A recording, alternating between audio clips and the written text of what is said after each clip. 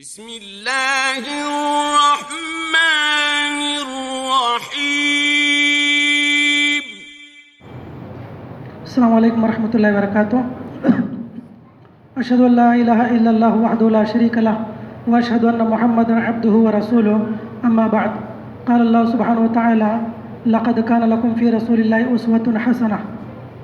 محترم سامعین، اس سے پہلے کے درس میں ہم لوگوں نے فتح مکہ کی کچھ تفصیلات اور اس کے بعد بعض جنگ حنین، غزوہ طائف، غزوہ تبوک، اس کی کچھ تفصیلات الحمدللہ ہم لوگوں نے دیکھا ہے، جو کہ سن 9 ہجری کی ابتدا میں ہوئے ہیں۔ سن 9 ہجری کی ابتدا میں غزوہ تبوک وغیرہ واقع ہوئے۔ اب اسی 9 ہجری میں کچھ بعض دوسرے واقعات بھی ہوئے جو کہ تاریخ کے اہم پہلو ہیں۔ سن 9 ہجری میں بہت ساری وفود مکہ مکرمہ سے، مدینہ منورہ سے کے دور دراز علاقوں سے وفود نبی کریم صلی اللہ علیہ وسلم کی خدمت میں آیا کرتے تھے۔ مکہ جب فتح ہوا تو دور دور کے علاقوں میں اسلام کی مزید نشر و اشاعت ہونے لگی، لوگوں کو اسلام کے تعلق سے خبر ہوئی، معلومات ہوئی، تو کچھ لوگوں نے خود بنفس نفیس آ کر نبی کریم صلی اللہ علیہ وسلم سے اسلام کی بنیادی معلومات حاصل کی، اور بعض قبائل نے اپنے ذمہ داران، اپنے لیڈران اور اپنے روسا کو، اپنے قائدین کو نبی کریم صلی اللہ علیہ وسلم کی خدمت میں بھیجا تاکہ اسلام کی حقیقت کیا ہے، اسلام کی حقانیت، اسلام کی تفصیلات، اسلام کی بنیادی تعلیمات کیا ہیں، ان تمام چیزوں کا علم ہو جائے۔ اس لیے بہت سارے وفود نبی کریم صلی اللہ علیہ وسلم کی خدمت میں اس سال تشریف لائے، سن 9 ہجری میں۔ اس لیے اس سال کو عام الوفود کہتے ہیں۔ عام الوفود، وفود کا سال، وفد کا سال، ڈیلیگیشنز کا سال۔ مختلف قبائل کے ڈیلیگیشنز نبی کریم صلی اللہ علیہ وسلم کی خدمت میں آیا کرتے تھے۔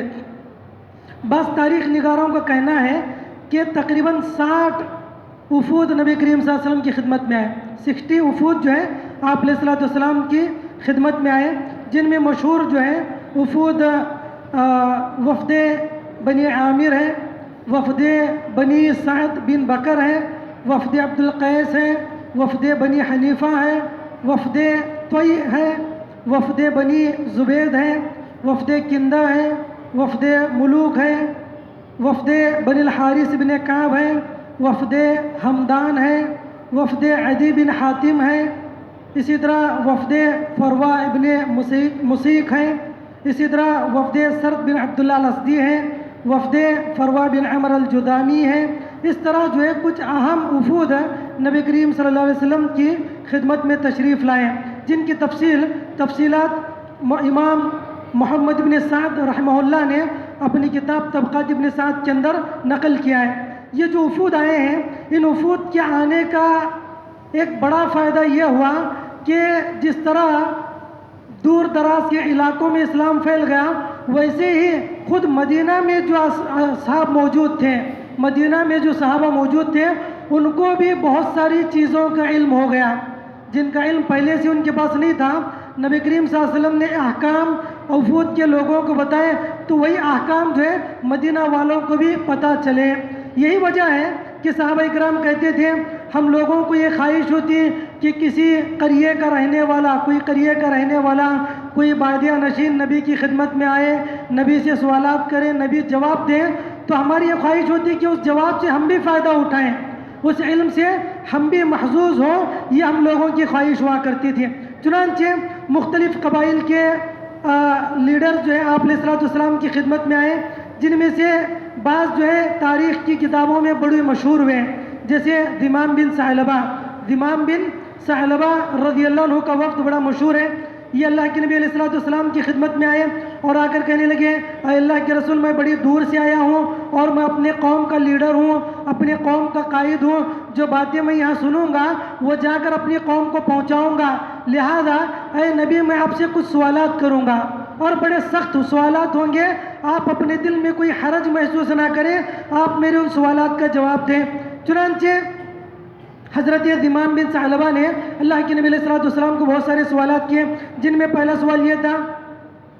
انشدک باللہ اللہ امرک ان نعبدہ ولا نشرک بہ شیئا، اے اللہ، اے محمد، کیا میں اللہ کا واسطہ دے کر آپ سے پوچھ رہا ہوں، آپ بتائیے تو صحیح، کیا یقیناً اللہ نے آپ کو یہ حکم دیا ہے کہ ہم اکیلے اللہ کی عبادت کریں، اس کی عبادت میں کسی کو شریک نہ کریں، اور ہم ان بتوں کی پرستش کو، ان بتوں کی عبادتوں کو چھوڑ دیں؟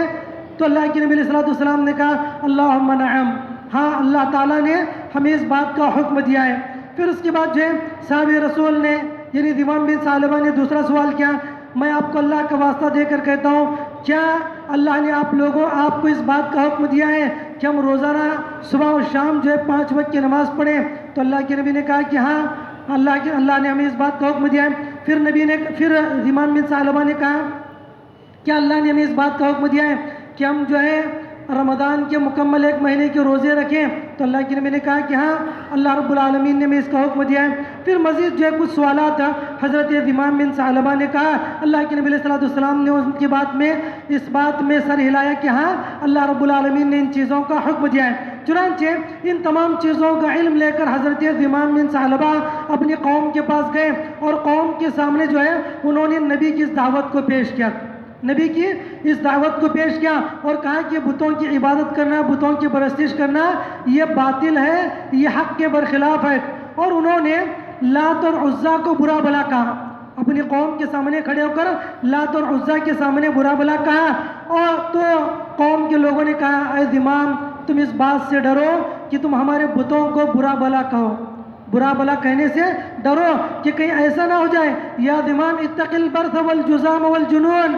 تم برص کی بیماری، جذام کی بیماری اور جنون، پاگل پن سے ڈرو، اگر تم ہمارے ان بتوں کو گالیاں دو گے، ان بتوں کو برا بھلا کہو گے تو ہو سکتا ہے کہ تمہیں ان کی جو ہے بدوا لگ جائے، تم جذام کے شکار ہو جاؤ، برص کی بیماری کے اندر مبتلا ہو جاؤ، یا پاگل پن کے دورے تم پر پڑنے لگ جائے۔ تو حضرت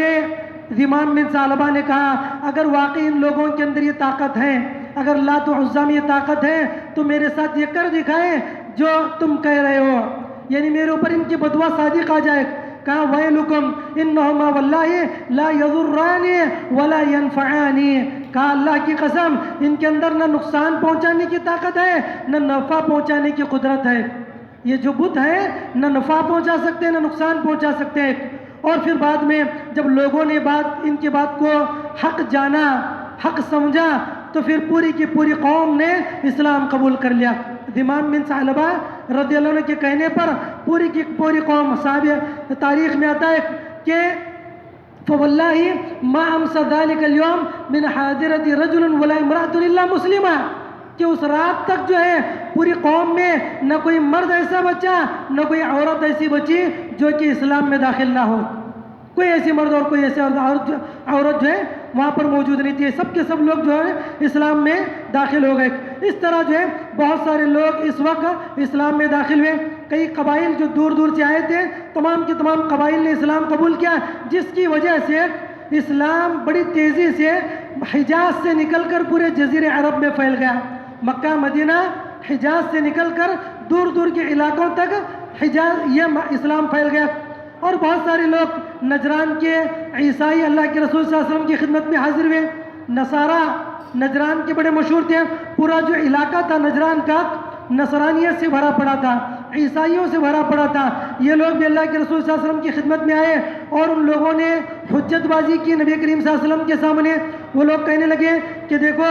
عیسیٰ علیہ السلام برحق نبی ہیں اور ان کی تعلیمات آج بھی جو ہے برحق ہیں، یہ ان لوگوں نے کہا۔ تو اللہ کے نبی علیہ السلام نے ان لوگوں کے سامنے حضرت عیسیٰ علیہ السلام کی شان میں جو آیتیں اللہ رب العالمین نے نازل کی تھی ان آیتوں کو پڑھ کر سنایا، اور عیسائیت کے تعلق سے، نصارہ کے تعلق سے جو احکام اللہ رب العالمین نے بیان کیے تھے ان تمام احکام کو بیان کیا۔ تو ان لوگوں نے ابتداءً جو ہے اسلام قبول کرنے سے انکار کیا، اور نبی کریم صلی اللہ علیہ وسلم کے ساتھ وہ لوگ جو ہے ڈیبیٹ کرنے لگے، نبی کریم صلی اللہ علیہ وسلم کے ساتھ مناظرہ کرنے لگے، مباہلہ کرنے لگے۔ تو اللہ کے نبی علیہ السلام نے ان لوگوں سے مباہلہ کیا، ان لوگوں کے ساتھ آپ نے مناظرہ کیا، مناظرے کی جب ان کو دعوت دی اور کہا کہ ہمارے لیے فلاں وقت طے ہے آؤ تم اپنی بیوی بچوں کو لے کر، ہم اپنی بیوی بچوں کو لے کر آئیں گے، ہم مباہلہ کریں گے، ہم مناظرہ کریں گے، اور ہم جو ہے ایک دوسرے کے اوپر لعن طعن کریں گے. اگر کوئی برحق نہیں ہے ہم میں سے جو برحق ہے وہ صحیح سالم رہے گا، جو حق پر نہیں ہے اس کے اوپر جو ہے اللہ رب العالمین کی طرف سے عذاب مسلط ہوگا. تو اللہ کے نبی علیہ السلام نے جب بات کہی تو وہ لوگ ڈر گئے، وہ لوگ گھبرا گئے، اور نبی کریم صلی اللہ علیہ وسلم کے ساتھ مباہلہ کرنے سے وہ لوگ پیچھے ہٹ گئے. تو اس کے بعد جو ہے کئی قبائل جو ہے اس میں، جیسا کہ تاریخ میں آتا ہے 60 قبائل جو ہے اللہ کے رسول صلی اللہ علیہ وسلم کی خدمت میں آئے، اور بڑی تعداد نے اسلام بھی قبول کیا. اس لیے اس کو جو ہے عام الوفود کہتے ہیں. تو یہ سن 9 ہجری کا واقعہ ہے. اس کے بعد جو ہے سن 10 ہجری میں حج کی فرضیت ہوئی، بلکہ بعض روایتوں میں آتا ہے کہ سن 9 ہجری میں اللہ رب العالمین نے حج کو فرض کر دیا، اور بعض روایتوں میں آتا ہے 8 ہجری میں اللہ رب العالمین نے حج کو فرض کر دیا. یہ ایک بڑا بنیادی رکن ہے، اسلام کا بنیادی رکن ہے، جو کہ ابھی تک مسلمانوں نے اسلام کے بعد ادا نہیں کیا تھا. عمرے اس سے پہلے، جیسے کہ اس سے پہلے ہم نے صلح حدیبیہ کے موقع پر دیکھا کہ اللہ کے رسول صلی اللہ علیہ وسلم صحابہ اکرام کے ساتھ نکلے اور عمرہ ادا کرنے کی نیت سے وہاں پر پہنچے، لیکن عمرہ اس وقت آپ نے ادا نہیں کیا. اگلے سال جو ہے آپ علیہ السلام نے عمرۃ القضاء جو ہے ادا کیا. اب حج جو ہے مسلمانوں نے نہیں کیا تھا. چنانچہ اللہ کے نبی علیہ السلام نے سن 9 ہجری کے آخر میں، اور بعض روایتوں میں آتا ہے کہ سن 10 ہجری کی ابتدا میں اللہ کے نبی علیہ السلام نے حضرت ابو بکر کی قیادت میں، حضرت ابو بکر کی امارت میں چند صحابہ اکرام کو حج کی ادائیگی کے لیے بھیج دیا. چنانچہ اللہ کے نبی علیہ السلام حضرت ابو بکر صدیق رضی اللہ عنہ چند صحابہ اکرام کو لے کر مکہ مکرمہ پہنچے کہ ایک بنیادی فریضہ جو کہ اسلام کا ایک بنیادی رکن ہے اس کی ادائیگی ہو سکے. آپ علیہ السلام نے ان کو بھیج دیا. جیسے ہی حضرت ابو بکر صدیق رضی اللہ عنہ نکل گئے اور صحابہ اکرام بھی نکل گئے، تو یہاں پر اللہ کے نبی علیہ السلام پر چند آیتیں نازل ہوئی، چند احکام اللہ رب العالمین نے نازل فرمائے، جن کا اعلان مکہ مکرمہ میں کرنا تھا، چنانچہ ان احکام کے اعلان کے لیے، ان اعلانات کے لیے اللہ کے رسول صلی اللہ علیہ وسلم نے حضرت علی بن ابی طالب رضی اللہ عنہ کو پیچھے بھیج دیا. اور اللہ کے نبی علیہ السلام چاہتے تھے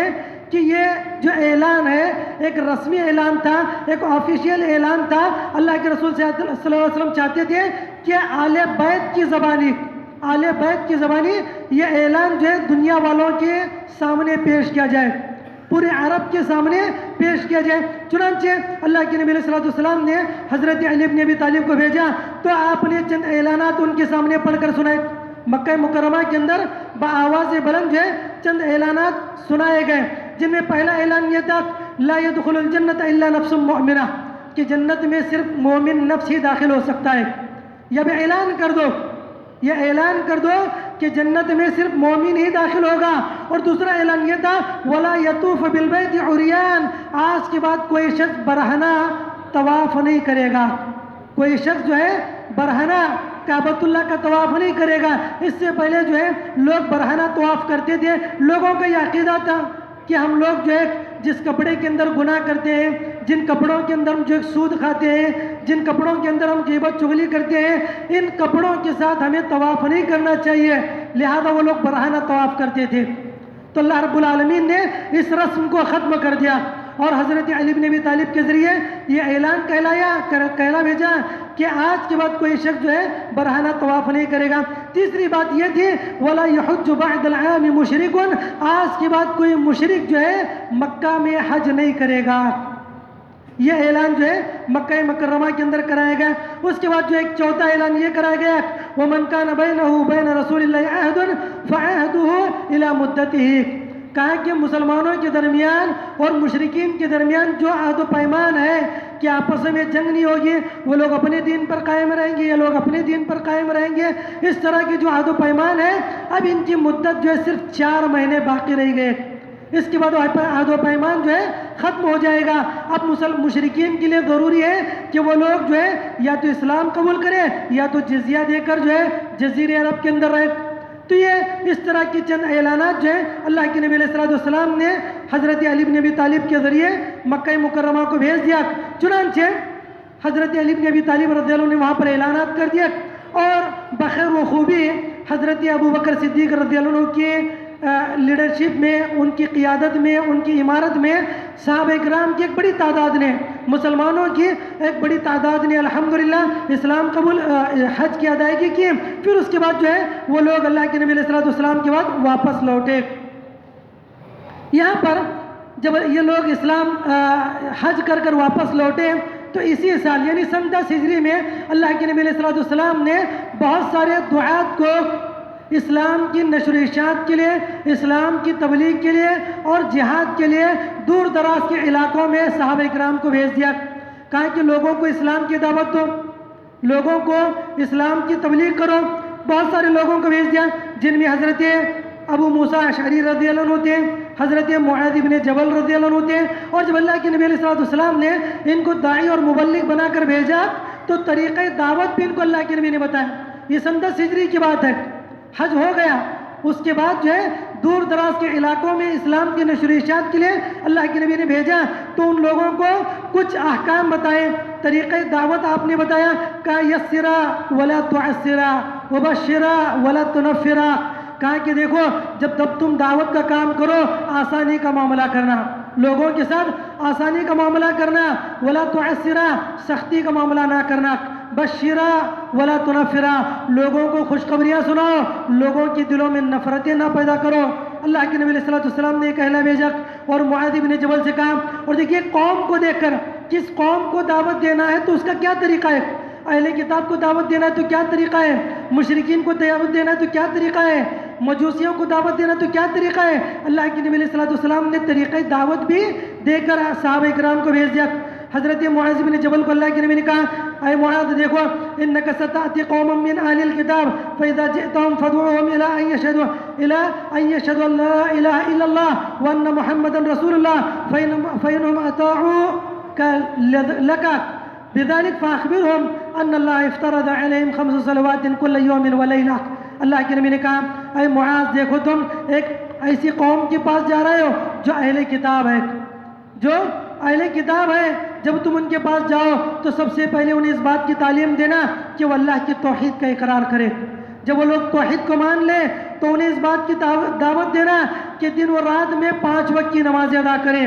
جب وہ اس بات کو بھی مان لے تو پھر انہیں بتانا کہ اللہ تعالیٰ نے ان لوگوں کے اوپر رمضان کے روزے فرض کر دیے ہیں، یہ رمضان کے روزے رکھنا ہے ان کے اوپر ضروری. اور اس بات کو بھی جب مان لے تو ان کو یہ بتانا کہ ان پر اللہ نے زکوٰۃ کو فرض قرار دیا ہے تو خذ من اغنیائہم وترد علی فقرائہم ان کے مالداروں سے زکوٰۃ لی جائے گی اور ان کے غریبوں کے اندر زکوٰۃ کو تقسیم کر دیا جائے گا. تو یہ اللہ کے نبی علیہ السلام نے صحابہ کرام کو کہلا بھیجا. اور الحمدللہ جہاں جہاں یہ دعات چلے گئے وہاں کے قبائل نے بڑی تعداد میں اسلام قبول کیا، بڑی تعداد میں لوگوں نے اسلام قبول کیا اور بڑی تیزی سے. اور لوگ جب اسلام قبول کرتے ہیں نبی کریم صلی اللہ علیہ وسلم کی خدمت میں آتے ہیں، نبی علیہ السلام کے پاس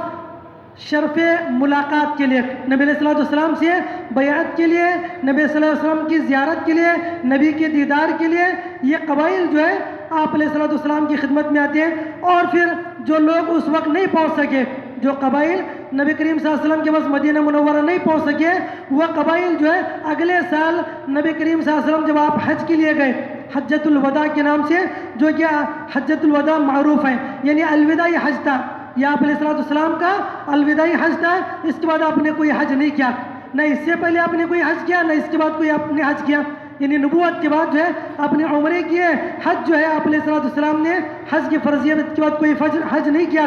اگلے سال جو ہے حضرت ابو بکر صدیق جب حج کر آئے تو اس کے بعد والے سال سن 11 ہجری کی ابتدا میں آپ علیہ السلام حج کے لیے تشریف لے گئے. تو